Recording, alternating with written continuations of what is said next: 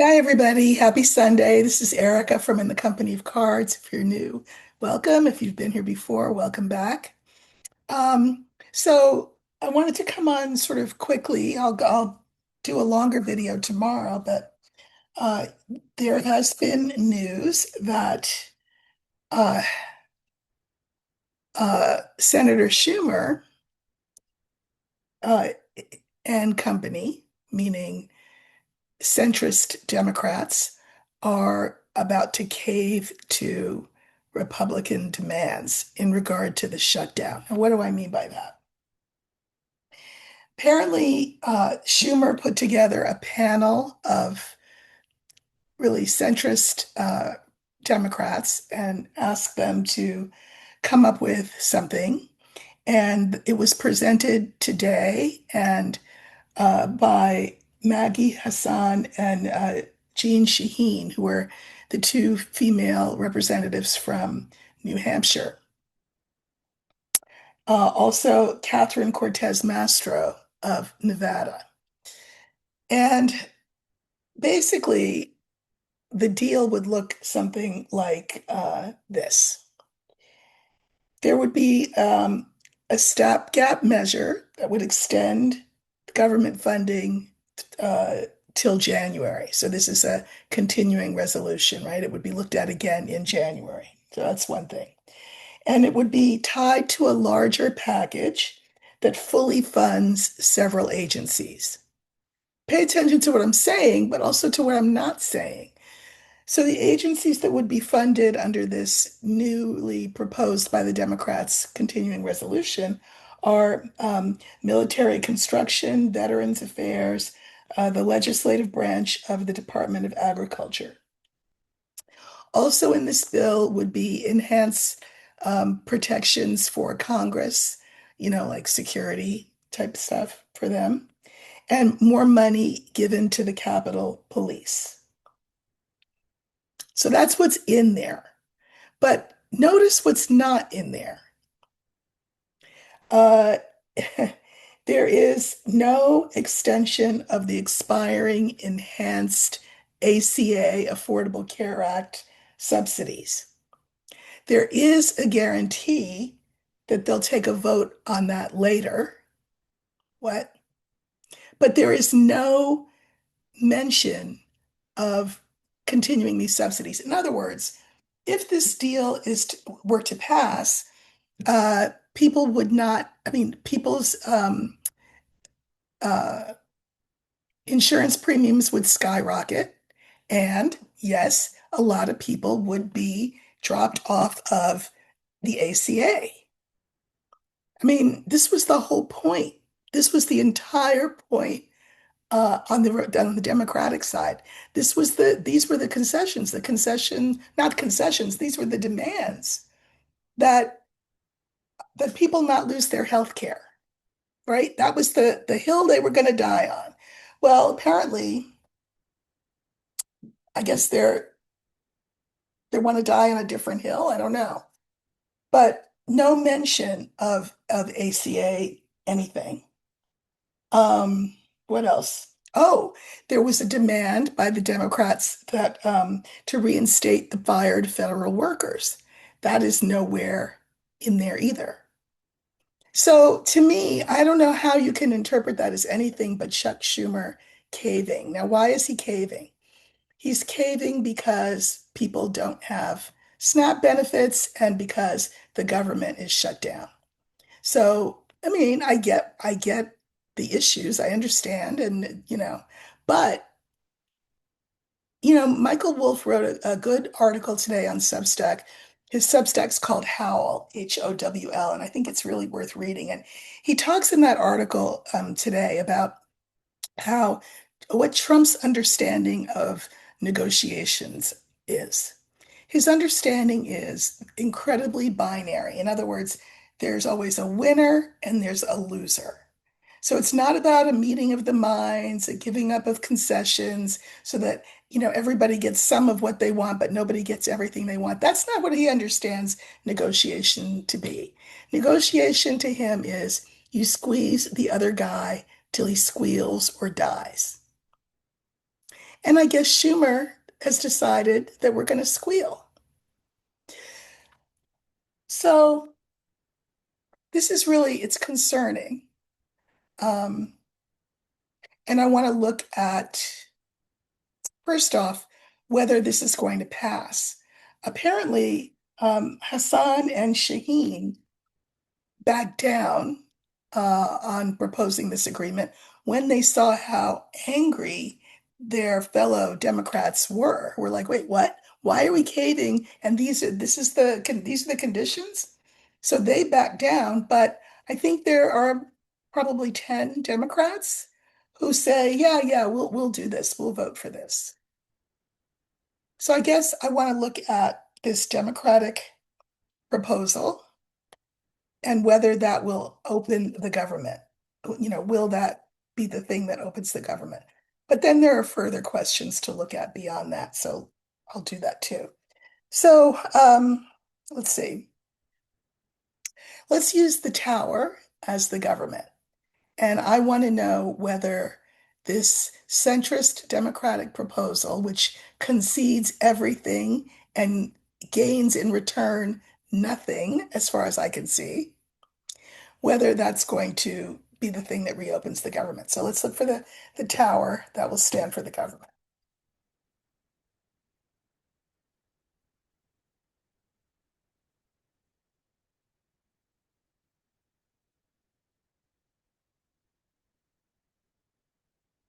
Okay.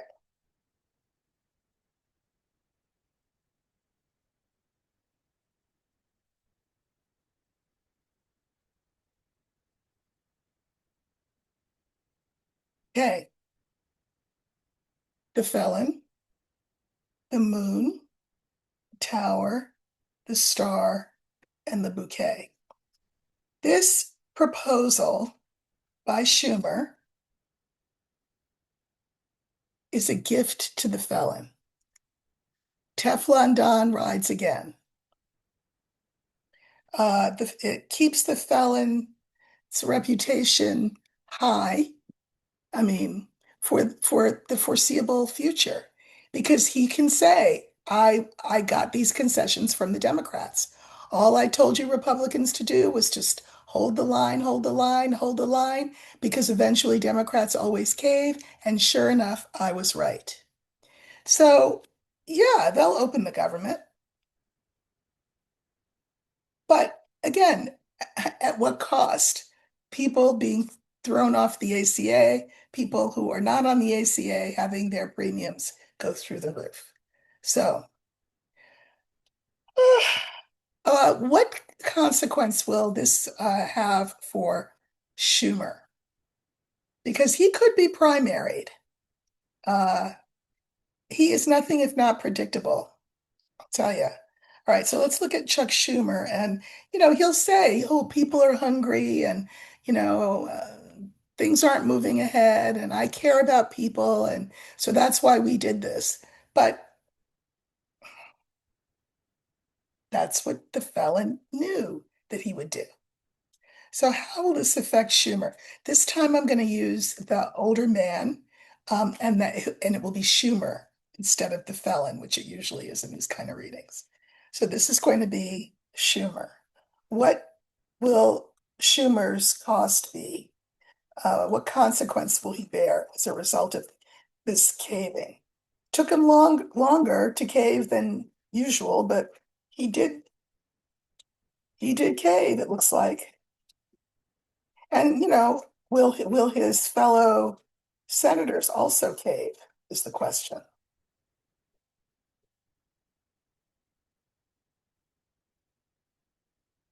This stands for Schumer. What will be the consequences for him?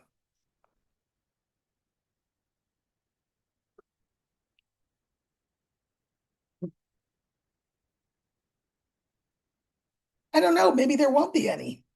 We have the Lily, the Crossroads, Schumer, Hart, Clover.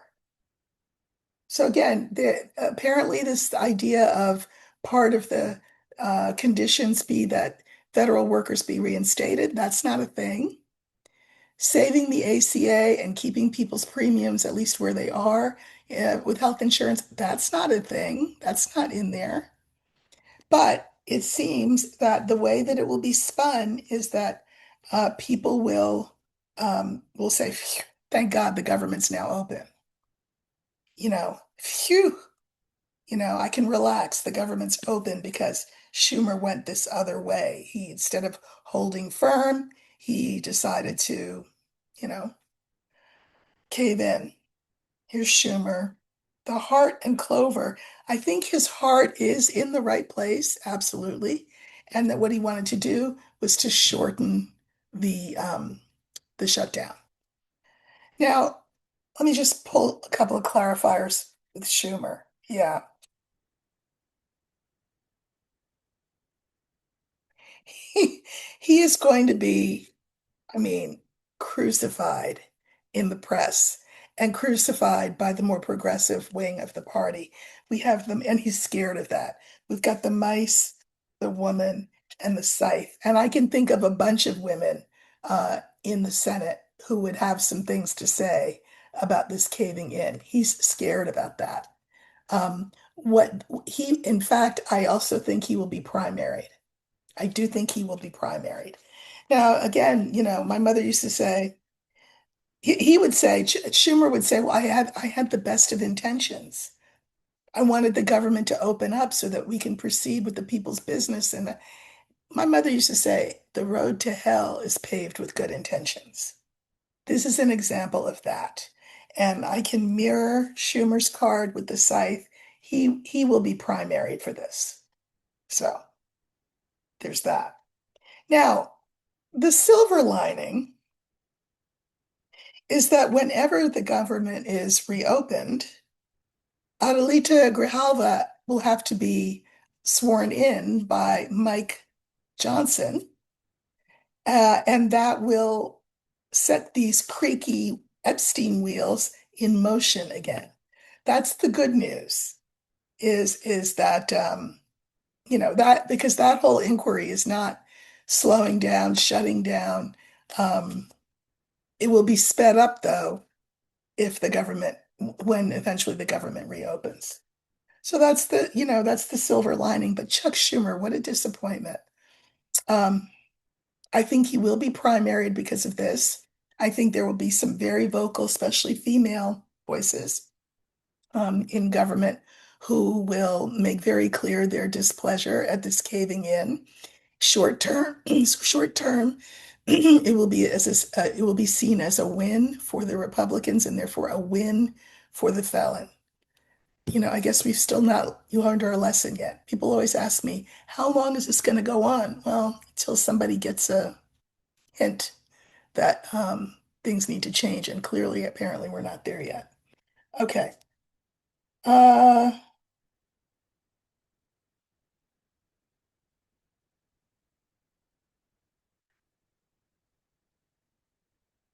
let's see. I wanted to look at something Epstein related. Like, well, I mean, I kind of know the answer to this one, so I don't know. We know that Andrew Mountbatten Windsor, erstwhile Prince, erstwhile Duke of whatever he was Duke of. Anyway, uh, York. We know that he has been summoned to speak before Congress, either come across the pond and do it, or, our officials have said they are willing to go across the pond and meet with him over there. Will he testify? Now, he has sworn up and down, see no evil, hear no evil, speak no evil. He doesn't know anything about anything, and um, will he come clean now that he's been stripped of almost everything, except for a big estate in Norfolk and his bills being paid by his brother.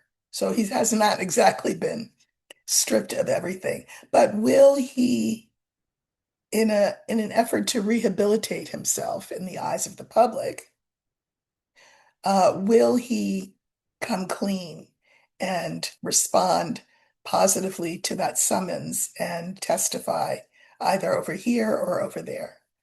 Okay, so we will use the older man for Andrew this time.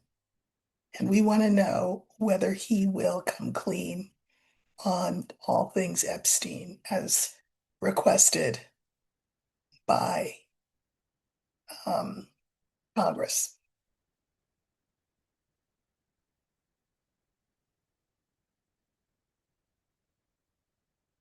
Okay, so again, the older man, but this stands for Andrew. Will he fall on his sword and tell what he knows?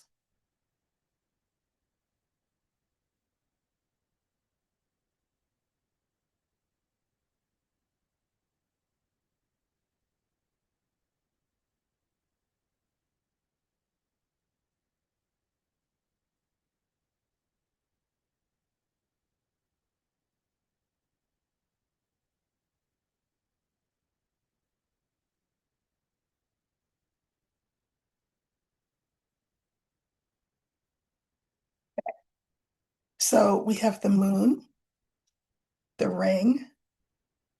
This is Andrew Mountbatten Windsor, the garden, and the book.